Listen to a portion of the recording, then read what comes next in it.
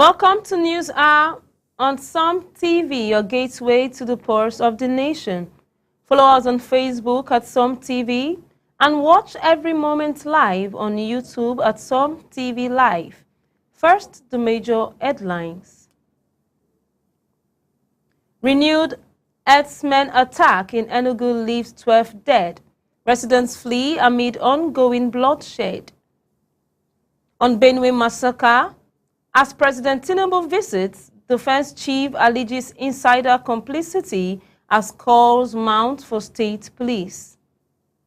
Still on the Benue massacre, United Nations and Peter Obi demands action as communities blames authorities and oppose emergency rules. I am Esther Oka-Steven. Now the news in full. The death toll from the latest herdsmen attack in Ikpakpara village, Agu Amada, Eha Mufu, Isi Uzo local government area of Enugu State has risen to 12, bringing the total numbers of killings in the area to at least 168 since 2021. This marked the second attack in 1 week. Witnesses say the assailants allegedly dropped by helicopters targeted male villagers, forcing others to flee in panic. Video shared online shows grieving families in mourning. Locals now live in fear, unable to access their farms, as hunger and trauma takes hold. Meanwhile, Labour Party presidential candidate Peter Obi has condemned the violence, calling for urgent and sustained security action. In a related development, the community has accused local authorities of negligence and raised concerns about the absence of area surveillance during such a large-scale assault. With over 49 reported kidnappings and many residents still missing, there are renewed demand for decisive intervention to end the bloodshed. Similarly, in Benue State, President Bola Tinubu is visiting following the massacre of over 200 people in Yelwata, Guma local government area by armed attackers. The killing carried out with sophisticated weapons have sparked national outrage and calls for a state of emergency. The Benue State House of Assembly condemned Governor Hycinth Alias, his deputy, and themselves for failing to protect citizens. They declared 3 days of mourning, urged enforcement of the anti-open grazing laws, and called for stronger security measures.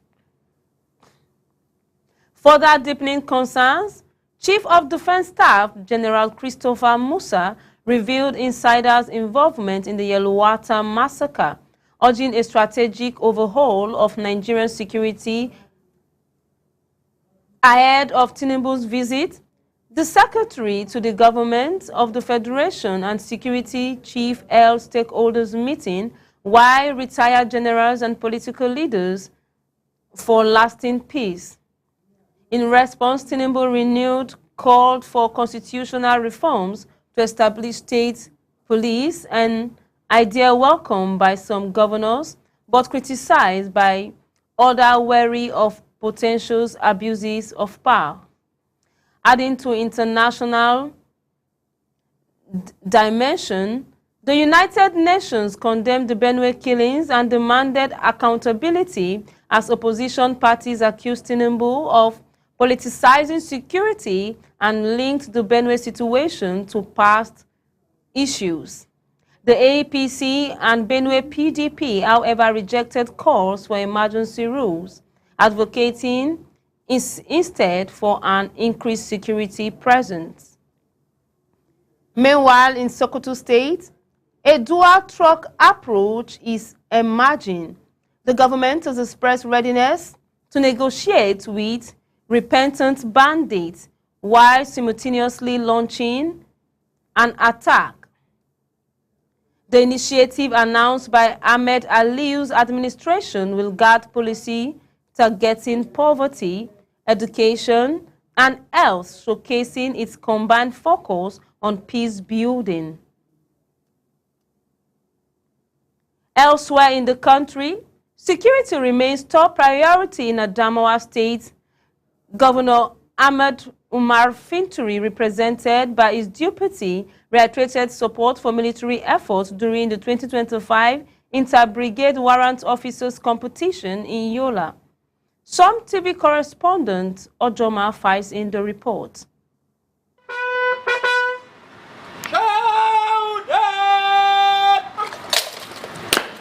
The competition brought together 6 different formations within 3 division area of responsibility, comprising 33 Artillery Brigade Bauchi, 6 Brigade Jalingo, 23 Armored Brigade Yola, and 3 Division Garrison, as well as 43 Engineer Brigade and 53 Signal Brigade Jos.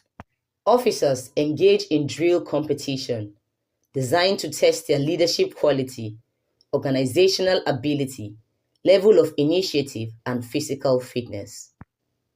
In an address, Governor Ahmadu Umaru Finturi, represented by his deputy, Professor Kalitapwa Farauta, lauded the officers for their sacrifice in the face of internal and external threats at assuring the security and stability of the state. According to the governor, the officers need more than just courage to perform effectively, highlighting the importance of empowering them with the right tools, training, and support of the people in that regard. As such, Governor Finturi reiterated his administration's commitment to continue patronizing its partnership with security agencies and sustain its investment and its aim at boosting their operational capabilities. He reminded the officers that the competition is a powerful affirmation of their qualities that makes them exceptional soldiers.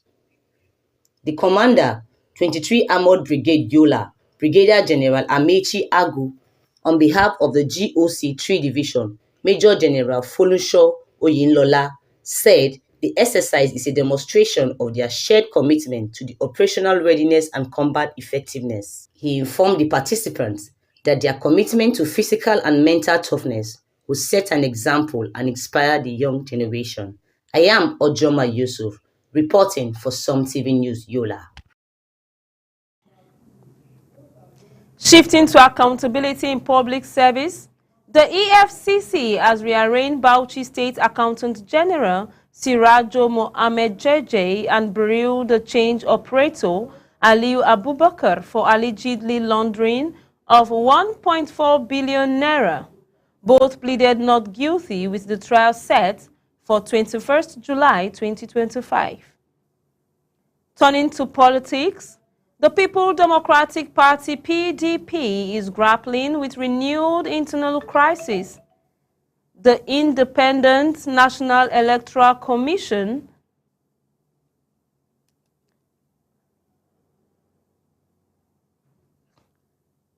We take a brief commercial break. We'll be right back. Don't change the channel.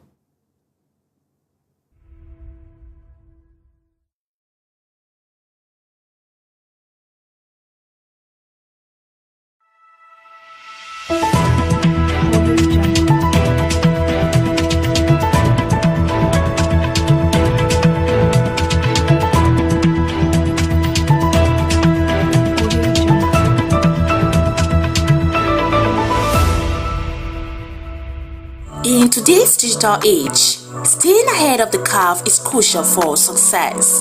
Turabo Business School is committed to empowering the next generation of leaders with the skills they need to thrive. We present you our special computer training exclusively designed for SS3 and GSS3 graduates.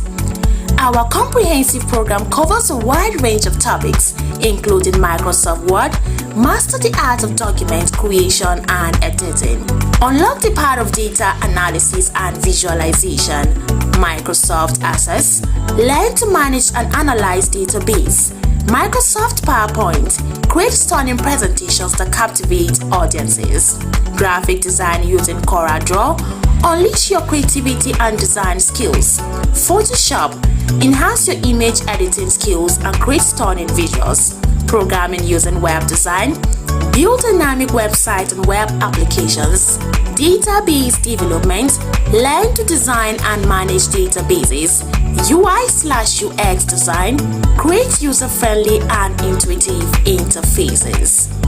At the Turabo Business School, we believe in creating world-class entrepreneurs and professionals. Our experienced instructors will guide you every step of the way, providing you with hands-on training and mentorship. Don't miss this opportunity to gain a competitive edge. Contact us today to learn more about our program and register for the next session. Call 080-6026-9140, 070-6342-8464 or 090-1010-8844 between 8 a.m. to 3 p.m. Mondays to Fridays. Turabo Business School, creating world-class entrepreneurs and professionals. Join us today and unlock your full potential. Turabo Business School, opposite Civil Service Commission, Hamarua Way, Jalingo, Turabo State. Empire.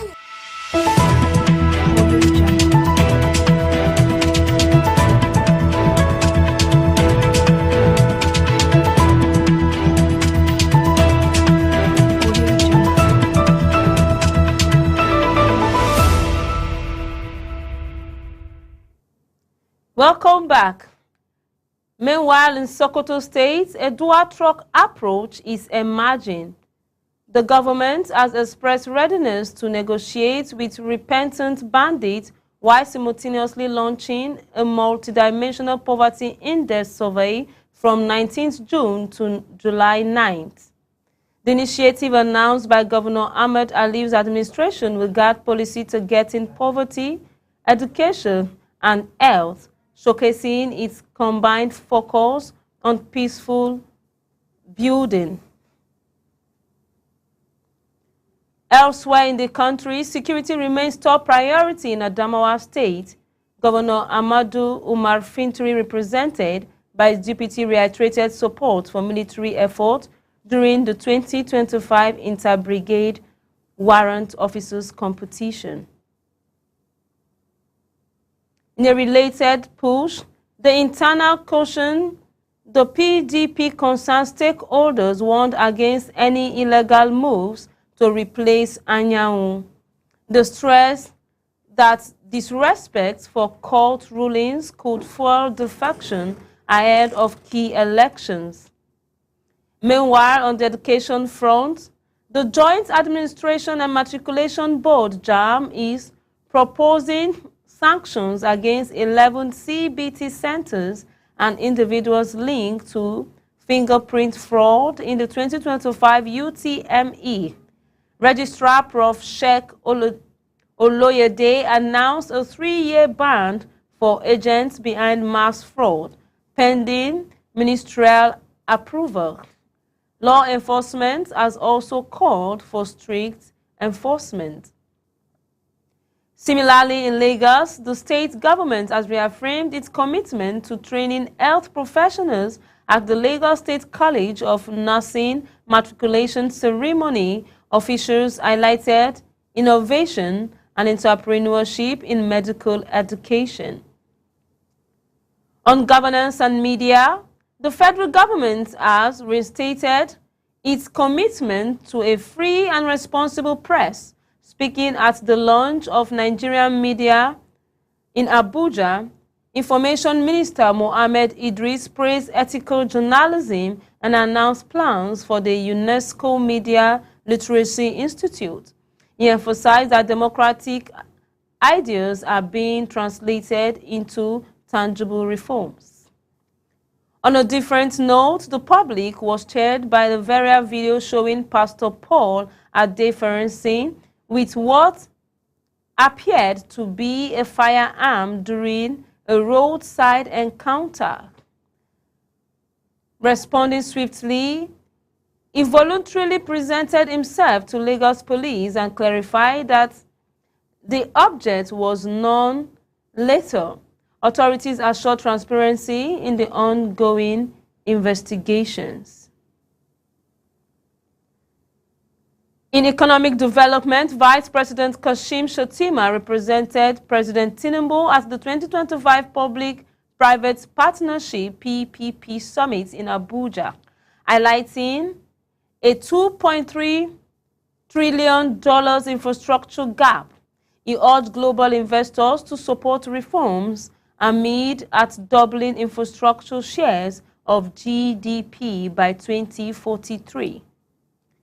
Meanwhile, in Bauchi State, House Majority Leader Sule Odi Jibri Disina disclosed that 105 million naira was spent on development in the Sina Shira local government areas covering education, healthcare, market, and agriculture. He credited collaboration with Governor Bala Mohammed for the progress. At the grassroots level of Ogun State, an eco-friendly initiative dubbed Plastic for Cash was launched to combat waste and support the vulnerable. The people program aligned with Governor Dapo Abiodun's push for sustainable environmental practices. In gender advocacy, the 2025 Day of the African Child was marked by Minister Iman Suleiman Ibrahim with a call for urgent action, noting that 10.2 million children are out of schools and 44% of girls marry before 18. Building on this, Taraba State is pioneering a gender-responsive taxation campaign enabling women entrepreneurs to shape fiscal policy. Backed by transparency and accountability in totality and the International Budget Partnership, the initiative aimed to foster inclusive governance. Some TV correspondents complete the report. Fiscal justice and gender inclusion, transparency and accountability in totality, TINT, in collaboration with the International Budget Partnership, has rolled out a two-day campaign in Taraba State, championing gender-responsive taxation. At the heart of the initiative is a mission to empower women entrepreneurs with the knowledge and confidence to navigate Nigeria's complex tax system and to amplify their voice in fiscal policy advocacy. Kicking off the campaign, Executive Director of TINT, Haliru Ahmad Khalifa, underscored the urgent need to educate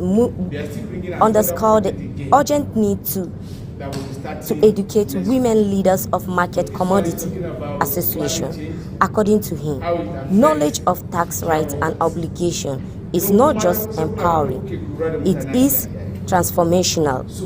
He stressed the importance of helping women advocate for equitable tax treatment, while also calling on the government to deepen public engagement by connecting tax compliance with the visible public service improvements.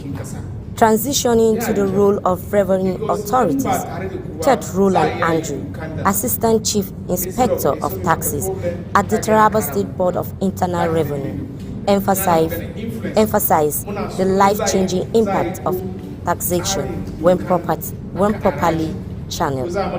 From hospital to schools and critical infrastructure, he said, taxes fuels the engine of public service delivery. He urged business owners to always pay through official recognized platform and insist on official receipts to protect themselves from exploitation.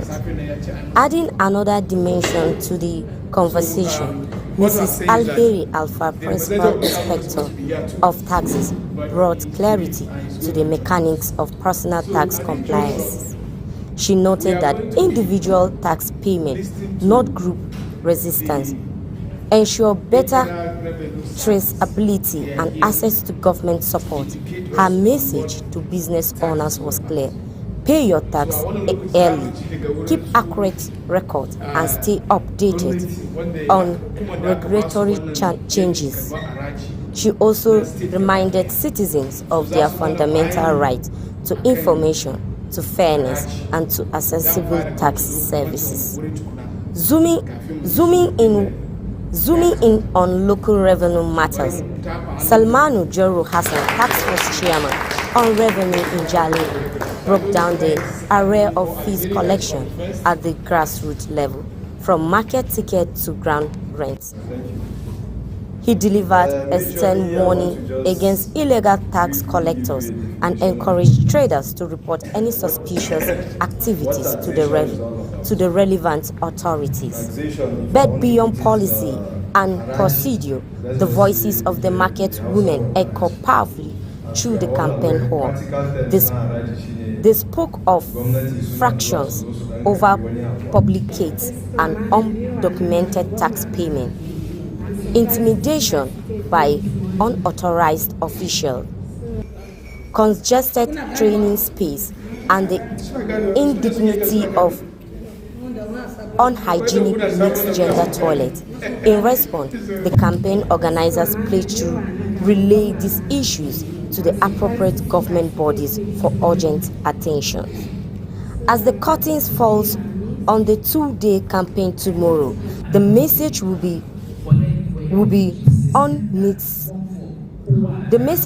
unmistakable. Tax justice begins with knowledge, with more women equipped to understand, questions, and engage the system. Taraba edged closer to a future of transparency, equity, and accountability in taxation. Lillian Yakubu, reporting for Som TV. Looking ahead, the Policy Innovation Center will host a 4th Gender and Inclusive Summit in Abuja from September 3rd to 4th, with the theme New Voices and New Approaches for Accelerating an Inclusive Society. Over 1,000 participants are expected to explore equity in healthcare, digital access, and climate resilience. In a story of personal triumph, Nigeria barber Joshua Ainiro, known as T-Jus, is closing in on a Guinness record for longest continuous haircuts, with 125 of 154 hours completed. Final hours will be celebrated at the Moshood Abiola Stadium with dignitaries in attendance. On the tech front, Remita Payment Service Limited launched a unified integration hub at the 2025 Digital Pay Expo in Lagos. The platform enables access to 15,000 products across 150 countries via a single API, boosting digital inclusion. Turning abroad, the Israel-Iran conflict continues to escalate, prompting the evacuation of over 600 foreign nationals to Azerbaijan. The evacuees are being processed at the southern border and flown out of Baku, with Azerbaijani officials praised for their swift coordination. This follows Israeli airstrike on Iranian territory, actions which have drawn international concern.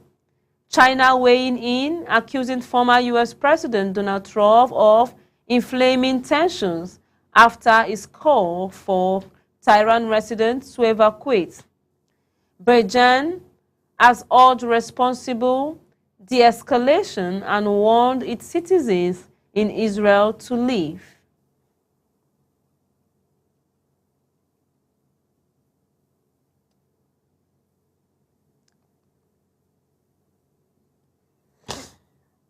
That's all for this edition on News Hour. You can follow us on Facebook at Som TV and on YouTube at Som TV Live. I am Esther Oka Steven. Thanks for watching.